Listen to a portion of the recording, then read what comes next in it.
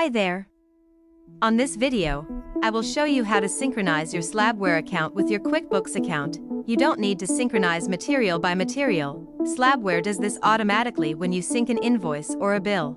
The most important thing is to set your default income and expense accounts. You can register the material at this page, or just do it directly from the Bundles page hitting Add New with Spester.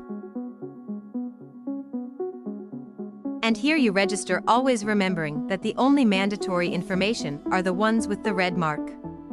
It's important to know that after you set up all the default accounts, it will be in all the registration space, including products and things.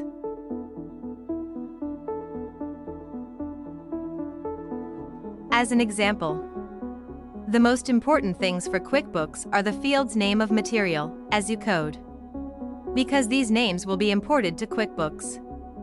Try not repeating the names of the material. After filling out the fields, hit Save and Sync. As soon as your page is refreshed, you'll be able to see this Sync It button over here.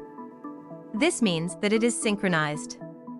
The difference between the Save and Sync and the Save buttons is that the Save one doesn't matter the information to QuickBooks.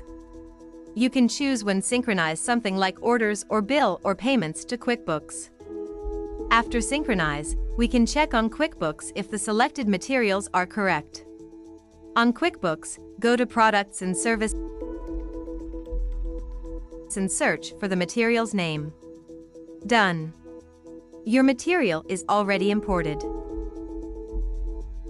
Here you can have a look at the name that I told you about was the most important and the SQL code that was imported from your SlabWare account.